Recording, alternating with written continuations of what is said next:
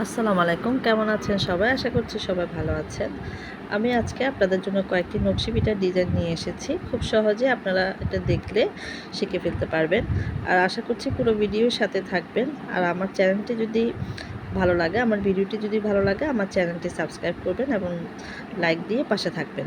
তো দেখতেই পাচ্ছেন আমি কিছু ডো নিয়ে আ এভাবে একটু আড়াআড়িভাবেই শেপ করে নিয়েছি এবং কাটার দিয়ে চারিপাশে কেটে নিয়েছি এবং চিরুনির সাহায্যে দাগ কেটে নিয়েছি। হয়ে গেছে একটা ডিজাইন। এখন আমি আরেকটা ডো নিয়ে এভাবে চারকোনার মতো করে শেপটা করে নিচ্ছি বরফির মতো করে। এরপরে চিরুনি দিয়ে চারিপাশে চেপে চেপে ডিজাইনটা করে নিচ্ছি। আপনারা দেখতেই খুব সহজেই বুঝতে পারবেন ডিজাইনগুলি। খুব একটা কঠিন কাজ না। আমার চ্যানেলটি যদি ভালো লেগে থাকে তাহলে সাবস্ক্রাইব করবেন আর লাইক দিয়ে পাশে থাকবেন।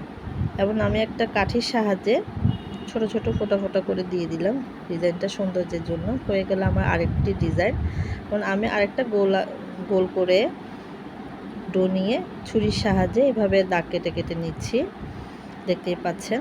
এবং মাঝখানে আমি একটা ফুটাকেও দিলাম। এরপরে আরেকটি ডো দিয়ে সুন্দর মতো একটা ডিজাইন করে নিয়েছি। এবং আরেকটা রুটি বেলে আমি এভাবে সুন্দর করে পাতলা করে বেলে নিব এবং একটু গোল করে কেটে নিব যেন চারিপাশে সমান হয়। দেখতেই পাচ্ছেন কিভাবে করছি। এরপর আমি দোনো পাশে চেপে চেপে এরকম পাতার মতো করে শেপ করে নিলাম এবং মাঝখানে চেপে দিলাম। দোনো পাশ থেকেও চেপে চেপে আমি টেনে এভাবে ডিজাইন করে নিচ্ছি। হয়ে গেল আমার আরেকটি নকশি পিঠার ডিজাইন। তো আপনারা খুব সহজেই দেখেই বুঝতে পারছেন কিভাবে ডিজাইনটা করলাম। এরপর আমি আরেকটা রুটি বেলে এভাবে কাঁটা চামচের সাহায্যে চেপে চেপে দিচ্ছি যেন দাগটা ভালোভাবে বোঝা যায়, ডিজাইনটা যেন ফুটে ওঠে। এরপরে আমি এখানে আপনারা বিভিন্ন রকমের পুর ব্যবহার করতে পারেন। আমি ভিডিওর স্বার্থে আমি সামান্য ডো দিয়ে ডিজাইনটা বোঝার জন্যে চেপে দিলাম। এরপর একটা ফুলের ডিজাইনের অনেক রকমের ডিজাইন পাওয়া যায়।